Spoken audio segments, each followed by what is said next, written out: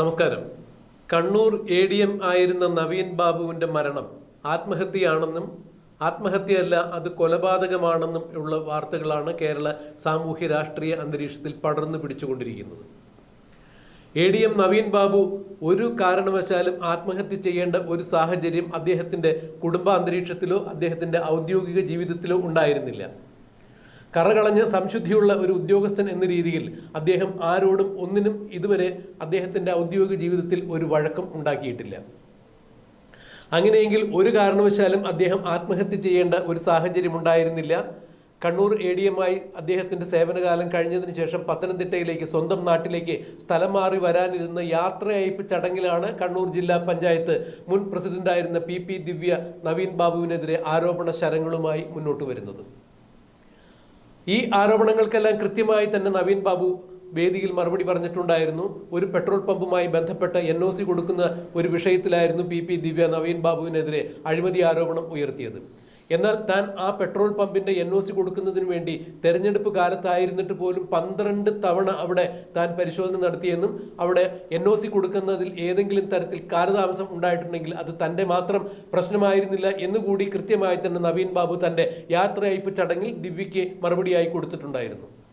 അതുകൊണ്ട് ദിവ്യ പറഞ്ഞതിൻ്റെ അടിസ്ഥാനത്തിൽ നവീൻ ബാബു ആത്മഹത്യ ചെയ്തു എന്ന് ഒരു കാരണവശാലും തങ്ങൾ വിശ്വസിക്കുന്നില്ല എന്ന് തന്നെയാണ് നവീൻ ബാബുവിൻ്റെ കുടുംബവും നവീൻ ബാബുവിൻ്റെ സഹപ്രവർത്തകരും പറഞ്ഞത്. എന്നാൽ യാത്രയയപ്പ് ചടങ്ങിന് ശേഷം നവീൻ ബാബു പത്തനംതിട്ടയിലേക്ക് തിരിക്കേണ്ടതിന് പകരം അദ്ദേഹം അവിടെ മുനീശ്വരൻ കോവിലിൻ്റെ പരിസരത്ത് പോയി ഇറങ്ങിയതാണ് ഷംസുദ്ദീൻ എന്ന ഡ്രൈവർ വ്യക്തമാക്കിയത്. പിന്നീട് നടന്ന സംഭവങ്ങളാണ് ഏറെ ദുരൂഹത നിറഞ്ഞത്. പിറ്റേ ദിവസം നവീൻ ബാബുവിനെ മരിച്ച നിലയിൽ കണ്ടെത്തുകയായിരുന്നു എന്നുള്ളതാണ്. ഇക്കാര്യങ്ങളെല്ലാം ബഹുമാനപ്പെട്ട പ്രേക്ഷകർക്ക് അറിയാം. എന്നാൽ ഈ വിഷയത്തിൽ നവീൻ ബാബുവിൻ്റെ കുടുംബം CBI അന്വേഷണവുമായി മുന്നോട്ട് പോകും എന്ന് കണ്ടപ്പോഴാണ് CPM-ന് ഹാലിളകിയത്. കാരണം ഈ വിഷയത്തിൽ ഏതെങ്കിലും തരത്തിലൊരു അന്വേഷണം CBI ഏറ്റെടുക്കുകയാണെങ്കിൽ ആ അന്വേഷണം ചെന്ന് നിൽക്കുന്നത് AKG സെന്ററിലേക്കായിരിക്കും, അല്ലെങ്കിൽ മുഖ്യമന്ത്രിയുടെ ഓഫീസിലേക്കായിരിക്കും എന്ന കാര്യം തിരിച്ചറിഞ്ഞ CPM-ന്റെ സമുന്നതരായ നേതാക്കളെല്ലാം കൂടിയാലോചിച്ചൊരു തീരുമാനം എത്തുകയായിരുന്നു. ഞങ്ങൾ നവീൻ ബാബുവിൻ്റെ കുടുംബത്തോടൊപ്പമാണ് നിൽക്കുന്നത് എന്നുള്ളൊരു പ്രതീതി ജനങ്ങൾക്കിടയിൽ വരുത്തിയെടുക്കണം. ഇതിനുവേണ്ടി നവീൻ ബാബുവിൻ്റെ കുടുംബത്തിലേക്ക് ആദ്യം എത്തിയത് CPM-ന്റെ സംസ്ഥാന സെക്രട്ടറി ആയിരുന്ന MV ഗോവിന്ദൻ തന്നെയാണ്. നവീൻ ബാബുവിൻ്റെ കുടുംബത്തിലെത്തിയ MV ഗോവിന്ദൻ തൻ്റെ അനുശോചനത്തിൽ രേഖപ്പെടുത്തിയത് ഇങ്ങനെ തന്നെയാണ്: ഞങ്ങൾ നവീൻ ബാബുവിൻ്റെ കുടുംബത്തോടൊപ്പമാണ്, ആ കുടുംബത്തിന് നീതി കിട്ടുന്നതുവരെ CPM നിലകൊള്ളും എന്ന് തന്നെയാണ് പറഞ്ഞത്. എന്നാൽ ഇപ്പോൾ നവീൻ ബാബുവിൻ്റെ കുടുംബം അദ്ദേഹത്തിൻ്റെ മരണത്തിൽ ദുരൂഹതയുണ്ട്, ഇത് അന്വേഷിക്കുന്നതിന് വേണ്ടി കേരള ഏജൻസി അന്വേഷിച്ചാൽ ശരിയാകില്ല, അതുകൊണ്ട് CBI അന്വേഷണം ആവശ്യപ്പെട്ടുകൊണ്ട് ബഹുമാനപ്പെട്ട ഹൈക്കോടതിയിൽ ചെന്ന് കഴിഞ്ഞപ്പോൾ കേരള സർക്കാർ ആ അന്വേഷണത്തെ എതിർക്കുന്ന കാഴ്ചയാണ് കാണാൻ കഴിയുന്നത്. ഇവിടെയാണ് MV ഗോവിന്ദനും CPM-ന്റെ മറ്റുള്ള നേതാക്കളെല്ലാം ഒത്തുകൂടി ഒരു തീരുമാനമെടുത്തത്. കാരണം നവീൻ ബാബുവിൻ്റെ കുടുംബം CBI അന്വേഷണം ആവശ്യപ്പെടുകയാണെങ്കിൽ തീർച്ചയായും CPM-ന്റെ അടിത്തറ ഇളക്കുന്ന തരത്തിലുള്ള കണ്ടെത്തലുകൾ CBI കണ്ടെത്തും എന്ന് മനസ്സിലാക്കിയതോടു കൂടി തന്നെയാണ് MV ഗോവിന്ദൻ അടക്കമുള്ള ആളുകൾ നവീൻ ബാബുവിൻ്റെ കുടുംബത്തിന് ഐക്യദാർഢ്യം പ്രഖ്യാപിച്ചുകൊണ്ട് പിന്തുണ അറിയിച്ചുകൊണ്ട് അവരുടെ ഒപ്പമാണ് തങ്ങൾ എന്നറിയിച്ചുകൊണ്ട് രംഗത്തേക്ക് വന്നത്. കാരണം CBI അന്വേഷണത്തിൽ നിന്നും നവീൻ ബാബുവിൻ്റെ കുടുംബം പിന്നോട്ട് പോകുക, പുറകോട്ടേക്ക് പോകുക എന്നുള്ളത് മാത്രമായിരുന്നു അവരുടെ ഉദ്ദേശം.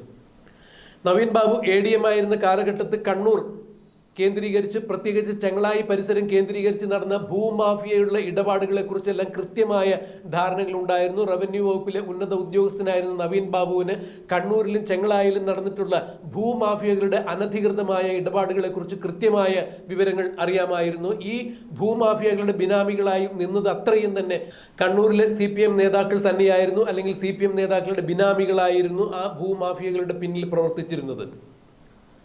കണ്ണൂർ TTK ദേവസ്വത്തിൻ്റെ ആയിരക്കണക്കിന് ഏക്കർ ഭൂമികളാണ് CPM-ന്റെ ബിനാമികൾ കൈയടക്കി വച്ചിരിക്കുന്നത്. ഇതിൻ്റെ കൃത്യമായ രേഖകളും നവീൻ ബാബുവിൻ്റെ കയ്യിലുണ്ടായിരുന്നു. 2 ഫയലുകൾ തന്നെയാണ് നവീൻ ബാബു ഇക്കാര്യത്തിൽ കൃത്യമായി സൂക്ഷിച്ചിരുന്നത്. എന്തായാലും നവീൻ ബാബു കണ്ണൂരിന് പുറത്തേക്ക് പോവുകയാണെങ്കിൽ ഇത്തരം കാര്യങ്ങളെല്ലാം തങ്ങൾക്ക് ദോഷമായി ഭവിക്കും എന്ന് കണ്ടറിഞ്ഞതിനാൽ തന്നെയാണ് കണ്ണൂർ കളക്ടർ അരുൺ വിജയൻ ഉൾപ്പെടെയുള്ള ആളുകളുടെ അറിവോടും സമ്മതത്തോടും കൂടി തന്നെയാണ് നവീൻ ബാബു അപകടത്തിൽപ്പെട്ടിരിക്കുന്നത്, അപായപ്പെടുത്തിയിരിക്കുന്നത് എന്നുള്ള സൂചനകളാണ് പുറത്തു വന്നുകൊണ്ടിരിക്കുന്നത്. നവീൻ ബാബുവിനെ അപായപ്പെടുത്തി, കെട്ടിത്തൂക്കി കൊലപ്പെടുത്തി എന്ന് തന്നെയാണ് ഇപ്പോൾ കേരള സമൂഹം വിശ്വസിക്കുന്നത്.